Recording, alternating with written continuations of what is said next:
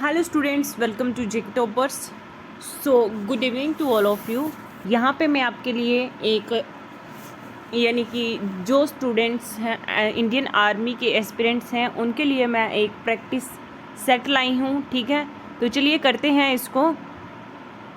Channel पर first time visit कर रहे हो, चैनल को सब्सक्राइब भी ज़रूर कीजिए और साथ ही का बेल आइकन ज़रूर दबाइए। ठीक है, और वीडियो को लाइक एंड शेयर करते रहिए। देखिए, फर्स्ट क्वेश्चन हमारे पास जो है इंडियन आर्मी की, जो मैं आपको बताऊं प्रैक्टिस सेट हमारा रहेगा। तो आज हमारी इंडियन आर्मी की फर्स्ट क्लास है, तो चलिए स्टार्ट करते हैं। Which metal was not known to Indus valley people. पहले तो हम देखेंगे कि किस टाइप का ये प्रैक्टिस सेट है। ठीक है, यानी कि किस टाइप के क्वेश्चन आपको पेपर में आ सकते हैं।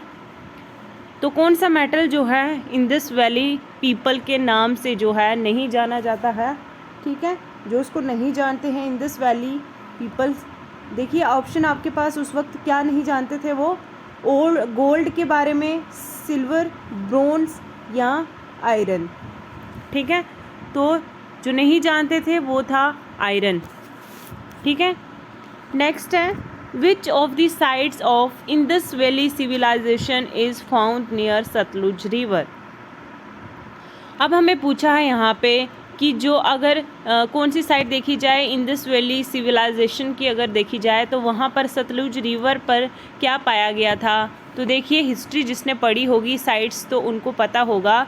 ठीक है, यहाँ पे क्या पाया गया था, रॉपर, लोथाल, राखीगढ़ी या बनावली। ठीक है, तो ये कहाँ पे पाया गया था सतलुज रिवर, तो ये पाया गया था आपका यानी कि ए पार्ट रोपर में। ठीक है, नेक्स्ट है गायत्री मंत्र is content in which among the following Vedas. ठीक है, सो कौन से वेदास जो है यानी कि गायत्री मंत्र जानते थे। ठीक है, तो ऑप्शन देखिए, ऋग्वेदा, अथर्वा वेदा, सैम वेदा या याजुर्वेदा। ठीक है, तो क्या है सही आंसर? सही आंसर है आपके पास यानी कि ए ऋग्वेदा। ठीक है, ऋग्वेदा थे वो क्या करते थे, उनको गायत्री मंत्र जो था यानी कि उनको वो जानते थे। ठीक है, नेक्स्ट चलते हैं। On which state vernal equinox is observed. अब कौन सी डेट को जो है यानी कि ये एक कोई डे है, ये सेलिब्रेट किया जाता है। ठीक है, ऑब्जर्व किया है, तो ये है आपके पास कौन सा सही आंसर यानी कि ए पार्ट 21 मार्च। नेक्स्ट आपके पास देखो क्या आता है कि longest day on northern hemisphere is observed on. सबसे लंबा दिन जो है वो कौन सा है, तो सबको पता है, जिसको पता है। ठीक है, इंडियन आर्मी के एस्पिरेंट्स जिनको पता है वो आप नीचे कमेंट सेक्शन में मुझे बताइएगा कि सबसे पहले आप मुझे बताइए कि लॉन्गेस्ट डे कौन सा होता है। देखो ऑप्शन आपके पास दिए हैं 22 जून, 21 जून, 24 जून एंड 25 जून। ठीक है, सबसे बड़ा जो दिन होता है वो होता है आपका कौन सा, बी यानी कि 21 जून। Is that clear? Next question देखिए, आ गया हमारा आर्टिकल्स कॉन्स्टिट्यूशन। यहाँ पे पूछा है under which articles of the constitution are the cultural and educational rights granted. ठीक है, यहाँ पे कौन से आर्टिकल के अंदर जो है यानी कि हमारी जो कॉन्स्टिट्यूशन है कल्चरल और एजुकेशनल यहाँ पे राइट ग्रांटेड किए गए हैं, तो वो कौन सा आर्टिकल है। ऑप्शन में से देखिए सही आंसर क्या है आपका, आर्टिकल 29 एंड 30। नेक्स्ट क्वेश्चन है आपके पास, who was the first person to receive Jnanpith award. पता है सबको, जिसको पता है वो नीचे लिखिए। मैं आपको 15 सेकेंड देती हूँ, यहाँ पे नीचे आंसर लिखिए जिसको भी इसका आंसर पता है।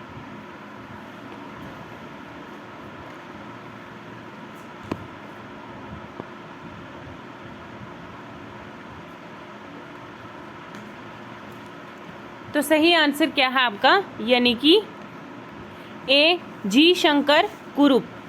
ठीक है, ये एक पहले पर्सन है जिन्होंने ज्ञानपीठ अवार्ड जो है वो रिसीव किया है। नेक्स्ट क्वेश्चन पढ़ लेते हैं, the first Indian to get Nobel prize. अब ये भी सबको पता है कि पहला जो कौन है इंडिया का जिसको नोबेल प्राइज़ मिला था, तो वो हैं आपके कौन, रविंद्रनाथ टैगोर। ठीक है, नेक्स्ट देखिए, which is the deepest ocean in the world, पूरे वर्ल्ड का सबसे डीपेस्ट ओशन जो है वो कौन सा है। ऑप्शन देखिए, Indian ocean, Atlantic ocean, Pacific ocean या अरेबियन सी। ठीक है, ये आपके पास आ गया, तो सही आंसर क्या होगा आपके पास, यानी कि सी पार्ट, पैसिफिक ओशन। चलिए नेक्स्ट क्वेश्चन है हमारे पास, on which date national science day is celebrated, कौन सी डेट रहती है जबकि हम नेशनल साइंस डे जो है वो सेलिब्रेट करते हैं। Option 30 January, B option is 28 January, 31 मई या डी ऑप्शन इज़ 5 जून। ठीक है, तो सही आंसर क्या है आपका, यानी कि बी पार्ट, 28 फरवरी को क्या करते हैं हम, नेशनल साइंस डे जो है वो सेलिब्रेट करते हैं। नेक्स्ट आपके पास लार्जेस्ट रिवर जो है अफ्रीका की कौन सी है, अफ्रीका में बतानी है। तो आपके पास ऑप्शन है अमेज़न, नाइल, योल्गा या आयर। ठीक है, 4 ऑप्शन है आपके पास। सबसे लार्जेस्ट रिवर बतानी है आपको अफ्रीका की, तो वो है आपकी कौन सी, यानी कि बी नाइल। ठीक है, नाइल जो है आपका बिल्कुल करेक्ट आंसर है। नेक्स्ट क्वेश्चन है आपके पास, currency of Saudi Arabia is, जिसको भी इस क्वेश्चन का आंसर पता है, ठीक है, साथ साथ करोगे तो तभी आपको पता चलेगा, क्योंकि हमारी आज की फर्स्ट क्लास है, बट फर्स्ट क्लास से भी आपको एक अपना डाउट क्लियर हो जाएगा कि आप कितने प्रिपरेशन कर चुके हो और कितनी बाकी है। ठीक है, तो क्या है, सऊदी अरेबिया की जो करेंसी वो कौन सी है, वो है आपकी, यानी कि सी पार्ट, रियाल। ठीक है, याद रखिएगा। नेक्स्ट आपके पास लैंड ऑफ राइजिंग सन। ठीक है, कौन सी जगह पर जो है, यानी कि जो सन सबसे पहले उगता है, ठीक है, यानी कि सबसे पहले जो है राइजिंग होता है सन, वो है आपके पास कौन सा, ऑप्शन है 4। सही आंसर जो है यानी कि जापान, ए ऑप्शन जो है आपका बिल्कुल सही आंसर है। ठीक है, लैंड ऑफ राइजिंग सन क्या है, एक जापान है। नेक्स्ट देखो, लिब्यूरो टर्म इज़ यूज्ड इन। ठीक है, लिब्यूरो जो है वो किसके लिए यूज़ करते हैं। ऑप्शन देखिए, बास्केटबॉल के लिए, राइफल शूटिंग के लिए या बेसबॉल के लिए या वॉलीबॉल के लिए। ठीक है, तो बिल्कुल सही आंसर क्या हो जाएगा आपका, यानी कि सही आंसर जो है आपका वो है डी, वॉलीबॉल। नेक्स्ट देखिए, Bharat Ratna award was first awarded in. ठीक है, सो पहला अवार्ड था ये भारत रत्न अवार्ड, और ये कब दिया गया था, देखिए option 1920, B option is 1940, C option is 1950 and D option, last option जो है 1954। ठीक है, सो बिल्कुल प्यार से पढ़ेंगे, अच्छे से पढ़ेंगे, मज़े से पढ़ेंगे, ताकि आपको भी ये क्या है, प्रिपरेशन और रिवीजन होती रहेगी। ठीक है, साथ साथ में आप भी मेरे करेंगे तभी आपको ये रिवाइज़ होगा, वरना अदरवाइज़ आप भूल जाओगे इसको। ठीक है, या तो आप नोटबुक पेन अपने साथ रखिए, तो लिखते चलिए आंसर, या स्क्रीनशॉट ले सकते हैं। ठीक है, तो सही आंसर क्या है इसका, सही आंसर इज़ डी, 1954। ठीक है, भारत रत्न अवार्ड जो है वो पहला अवार्ड कब मिला था, देखो 1954 में आया था। नेक्स्ट क्वेश्चन है, मैटर कैन चेंज, आगे हमारी साइंस के question, matter can change from one physical state to another on. ठीक है, तो ऑप्शन है आपके पास heating, colouring, sweeping and D option आपके पास आ गया क्रशिंग। ओके, लास्ट जो है आपका डी, क्रशिंग जो है आपका बिल्कुल सही आंसर हो जाएगा। नेक्स्ट आपके पास न्यूक्लियस आर, न्यूक्लियस क्या है, particles found in atom, particles found orbiting around nucleus and nuclei when present outside atoms, या पार्टिकल्स फाउंड इन न्यूक्लियस। तो क्या है आपका सही answer, D, particles found in nucleus. Next question देखिए, vertical rows in periodic table are called. ठीक है, और वर्टिकल्स में जो रो होती हैं, ठीक है, एक पीरियोडिकल टेबल होता है तो वो उसको क्या कहा जाता है? ऑप्शन पीरियड है, ऑर्बिटल है, ऑर्बिट है या ग्रुप है। तो वो हो गया आपका ग्रुप। ठीक है, ग्रुप जो है बिल्कुल आपका सही आंसर हो जाएगा। नेक्स्ट क्वेश्चन देखिए, विच of the following represent a chemical change. ठीक है, तो केमिकल चेंज हमें बताना है यहाँ पे, तो वो है आपका यानी कि D part both A and C, यानी कि magnetization of iron and burning of fuel. Next देखिए आपके पास पीएच आ जाता है, यानी कि यहाँ पे देखा है, बोला है the pH of fresh milk is 6। ठीक है, फ्रेश मिल्क जो है वो कितने हैं? 6। व्हेन इट टर्न्स सोर। ठीक है, और वो क्या करने हैं? उसको टर्न करने वापस करने हैं। क्यों? क्योंकि वो खट्टे हैं। ठीक, खट्टा है दूध। ठीक है, दी उसकी पीएच जो है वो क्या हो जाएगी आपकी? वो हो जाएगी आपकी ए पार्ट। ठीक है, ए पार्ट जो है बिल्कुल सही आंसर है। चलिए नेक्स्ट करते हैं, Newton is the unit of. Newton किसका यूनिट है? न्यूटन का यूनिट सबको पता है, वो है आपका फोर्स का यूनिट। नेक्स्ट है the branch of physics which deals with the study of motion of an object is called. ठीक है, अब इसको क्या कहा जाता है? किसकी डेफिनेशन है ये है आपकी किसकी? ए मैकेनिज़ की। ठीक है, नेक्स्ट है which of the following is correct. ठीक है, वर्क फोर्स, जिसने ये पढ़ा होगा तो उसको पता होगा। देखो यहाँ पे ये भी साइंस का क्वेश्चन है कि इसमें से हमें सही स्टेटमेंट बतानी है। सही जो है इसमें से कौन सा है? देखिए option work equal to force into displacement, या work equal to force hyphen displacement, या work equal to displacement hyphen force, या नन ऑफ द अबव। ठीक है, 4 ऑप्शन आपको मिल गए। तो सही आंसर जो है वो है आपका यानी कि A part, work equal to force into displacement. Next आ जाता है आपके पास the gravitational force for 2 object having masses m1 m2 respectively and distance radius is. ठीक है, तो यहाँ पे आपको 2 ऑब्जेक्ट के मासेस बताने हैं, वो है आपके पास सही आंसर यानी कि ए पार्ट। ठीक है, नेक्स्ट क्वेश्चन देखिए, हीट का फॉर्म क्या है? टेम्परेचर, कोलिसेशन, एवरेज वेलोसिटी या एनर्जी। तो वो है आपकी यानी कि एनर्जी। नेक्स्ट है branch of science that deals with the study of apps and man is. ठीक है, साइंस की जो ब्रांच है ये किससे डील करती है? ये कौन सी स्टडी कराते हैं? देखिए आपके पास है जो A is anthology, B is anthropology and C anatomy, या डी आपके पास है प्लेंटालॉजी। ठीक है, तो सही आंसर क्या है आपके पास? यानी कि बी पार्ट, एंथ्रोपोलॉजी। नेक्स्ट है आपके पास the various laws of inheritance were given by. ठीक है, option is Darwin, Mendel, Lamarck या मॉर्गन। किसने ये लॉज के बारे में ये दिया गया है? किसके द्वारा? ये है आपके पास यानी कि मैंडल। ठीक है, बी ऑप्शन जो है आपका बिल्कुल सही आंसर हो जाएगा। नेक्स्ट है nature of the cell membrane is. Nature of the cell membrane is क्या है? Semi permeable. ठीक है, यानी कि बी ऑप्शन जो है वो बिल्कुल सही आंसर है। नेक्स्ट कर लेते हैं, what should be given to an athlete for instant energy.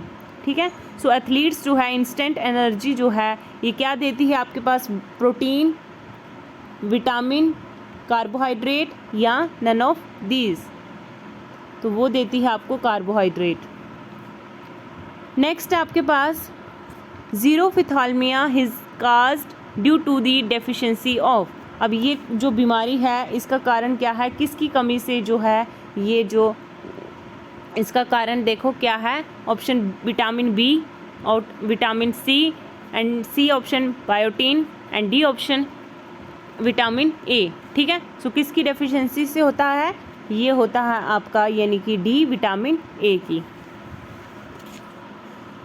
Next देखिए हमें पूछा है यहाँ पे what is the face value of 2 इन 93207। देखिए हमें जो ये अब सेशन आ गया मैथ का, यहाँ पे पूछा जाता है फेस वैल्यू बतानी है। सो फेस वैल्यू आपको पता होनी चाहिए, सबसे इजी है फेस वैल्यू। यहाँ पे ए ऑप्शन जो है बिल्कुल सही आंसर है, ठीक है। इसकी जो फेस वैल्यू है ये यहाँ पे ही रहेगी, ठीक है। नेक्स्ट देखिए आपके पास आ जाता है रूट, ठीक है। तो इस रूट को निकाले हुए तो आपके पास जो आंसर आएगा वो आएगा यानी कि 119, ठीक है। 119 का ये रूट बना है, यहाँ पे आप इसको सॉल्व कीजिए तो ये जो है मैंने क्या बोला बी पार्ट यानी कि सही आंसर है। 119 का आप रूट बनाइए तो उसका ये सही आंसर हो जाएगा, ठीक है। तो देखिए नेक्स्ट क्वेश्चन क्या आता है, इवेलुएट 3 को हमें जो करना है यानी कि 5 टाइम हमें क्या करना है 3 को मल्टीप्लाई, ठीक है। यहाँ पे मैं आपको बता देती हूँ, यहाँ पे लिखा जैसे 3 × 3 × 3, ठीक है, इंटू 3 × 3, यहाँ पे भी आपका क्या है 3 है, ठीक है। तो देखिए यहाँ पे 3 हमने कितना टाइम लिखा 1 2 3 4 5 टाइम लिखा। अब हमें करना है यहाँ पे 3 3 का 9, 9 3 का 27, 27 3 का 81 एंड 81 3 का जो आएगा जैसे कि यहाँ पे देखो 81 3 का क्या आता है आपका 3 1 का 3, 3 8 का 24। अभी जो यहाँ पे ऑप्शन है आपको दिख रहा है वो आपका बिल्कुल सही आंसर है, यानी कि ए पार्ट 243 जो है आपका बिल्कुल करेक्ट आंसर है, ठीक है। तो चलिए नेक्स्ट क्वेश्चन करते हैं। नेक्स्ट क्वेश्चन हमारा आता है what is the simplest form of 98/238, ठीक है। अब इसको हमने क्या करना है सिंपलेस्ट फॉर्म में लिखना है, तो वो आएगा आपका बी ऑप्शन यानी कि 7/17 है आपका बिल्कुल राइट आंसर। निकाल के देखिए।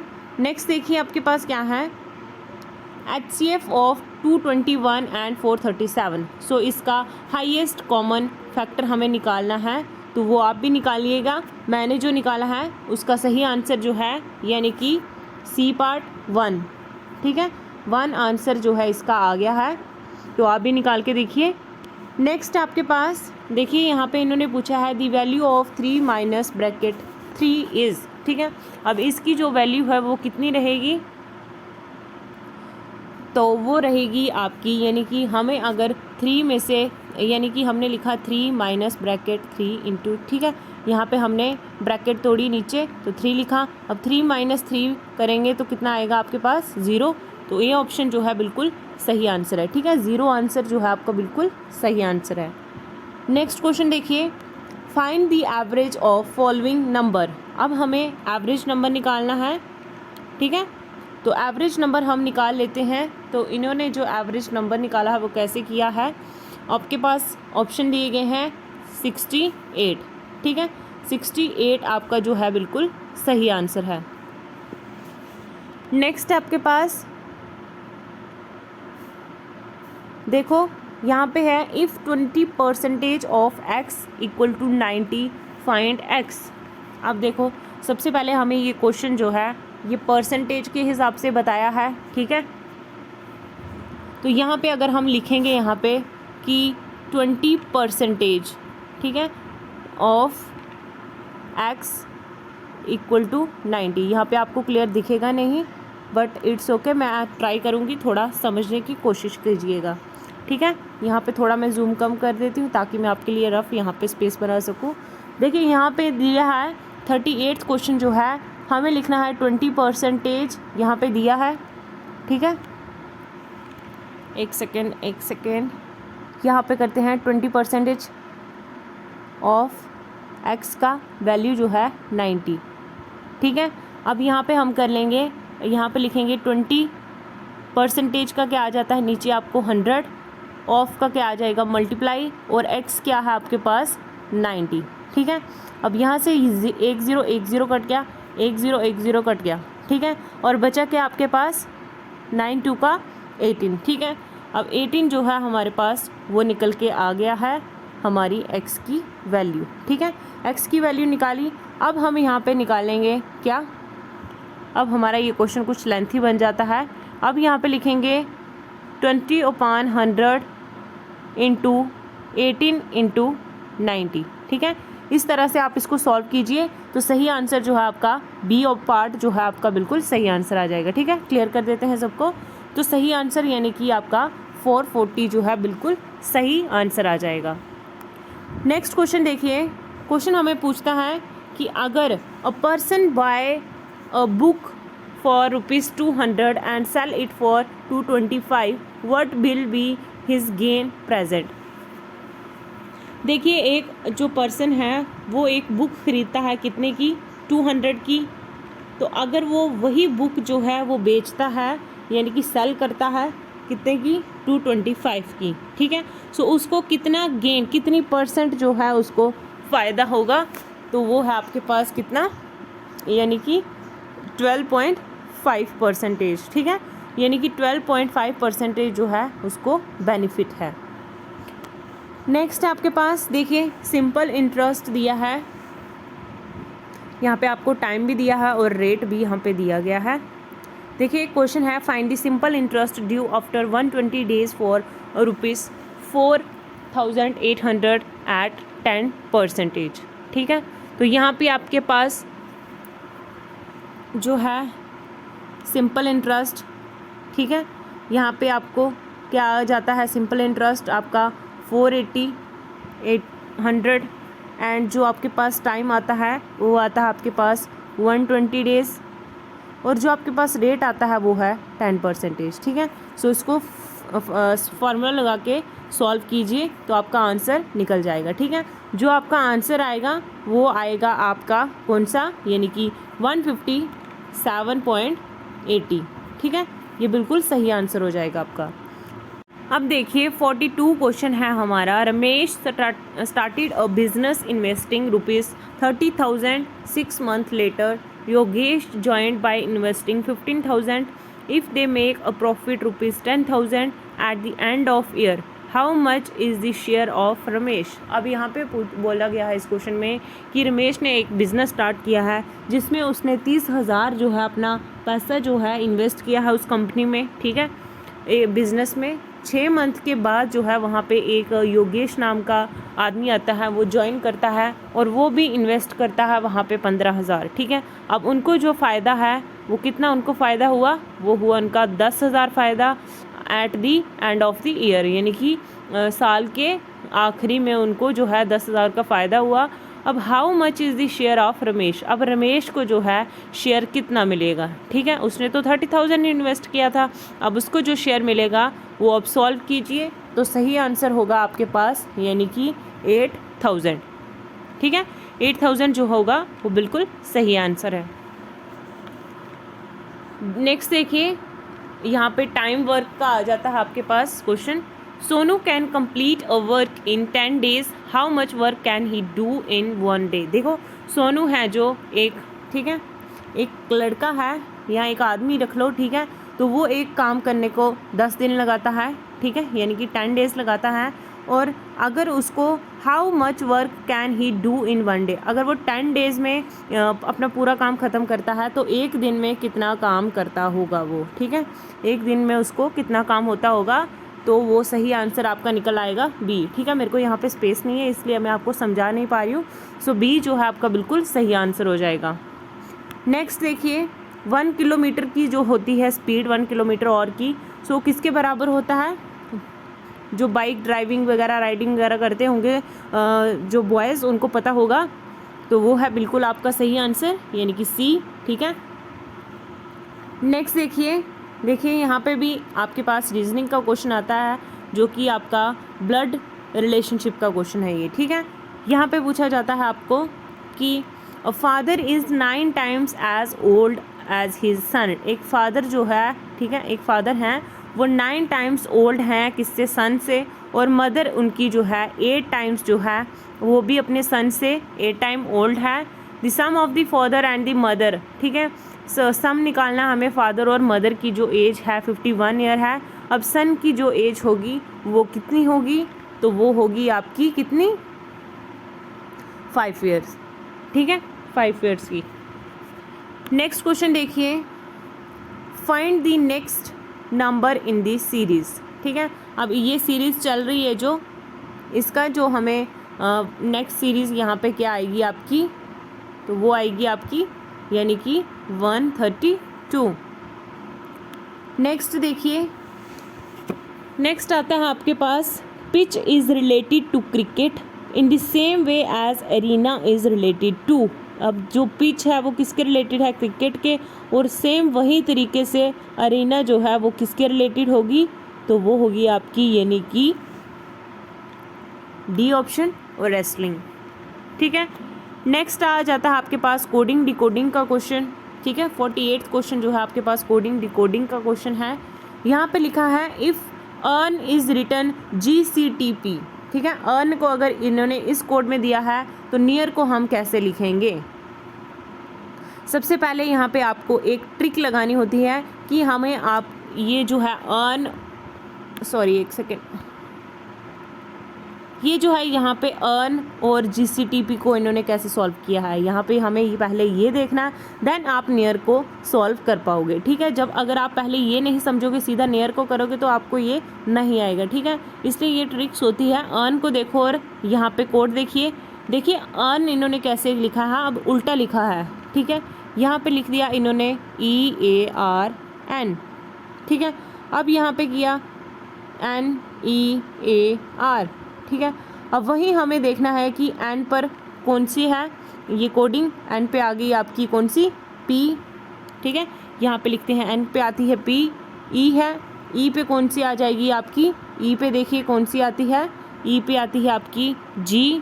ठीक है, नेक्स्ट आपके पास आता है A, तो A पे कौन सी है, देखिए A पे है आपका कोड C। ठीक है, C आ गया, एंड R पे जो है वो कौन सा आता है आपके T। ठीक है, अब PGCT जहाँ पे आपको ऑप्शन में ये दिख रहा है कि PGCT है तो वो आपका सही आंसर हो जाएगा। ठीक है, यानी कि C ऑप्शन जो है वो बिल्कुल सही आंसर होगा। नेक्स्ट क्वेश्चन देखिए, आपके पास है find the 11th letter to the left of 20th letter. ठीक है, अगर 20 लेटरों में से 11th लेटर जो है वो लेफ्ट हो जाते हैं from left in the English alphabet. तो देखिए अल्फ़ाबेट से आपको करना है ये, आपको ये खुद समझ आएगा जब आप पूरी अल्फ़ाबेट लिखोगे ABCDF to A to Z तक जब आप अल्फ़ाबेट लिखोगे तो यहाँ पे क्या करना है आपको 12th यानी कि 20th लेटर जो होगा उसको अगर लेफ़्ट करेंगे 11th लेटर से। ठीक है, फ्रॉम लेफ़्ट साइड, तो वो इंग्लिश अल्फ़ाबेट कौन सा आएगा आपका, वो आएगा आपका D यानी कि I। ठीक है, करके देखिए एक बार, जिसका I आता है वो बिल्कुल सही आंसर हो जाएगा।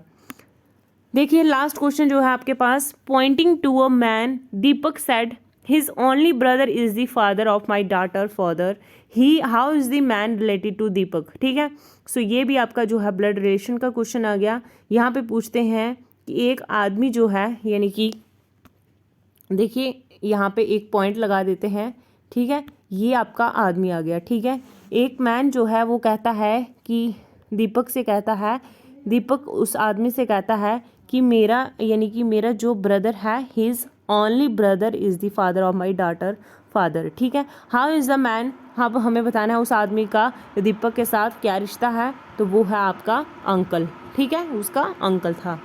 तो ये थे आज के हमारे इंपॉर्टेंट क्वेश्चन जो कि हमारे इंडियन आर्मी पर रहे हैं। अगर ये आज की हमारी जो है फर्स्ट क्लास है, अगर आपको वीडियो अच्छी लगी हो वीडियो को लाइक कीजिए और ये शेयर भी कीजिए वीडियो, और चैनल पर फर्स्ट टाइम हो चैनल को सब्सक्राइब ज़रूर कीजिए। ठीक है, अगर आपको ये क्लासेस आपको लगातार चाहिए इंडियन आर्मी की, तो आप नीचे जो स्टूडेंट्स इंडियन आर्मी के एस्पिरेंट्स जो हैं वो मुझे नीचे कमेंट सेशन में मुझे लिखिएगा कि मैम हमें नेक्स्ट सीरीज़ भी चाहिए। ठीक है, तो ये आज का हमारा प्रैक्टिस सेट था। आप अगर साथ देंगे तो मैं आपके लिए और वीडियोस लाऊंगी इंडियन आर्मी के लिए, अदरवाइज़ मैं आपके लिए ये हमारी फर्स्ट वीडियो है। ठीक है, तो मिलते हैं नेक्स्ट वीडियो में, तब तक के लिए ख्याल रखिए, बाय बाय, टेक केयर।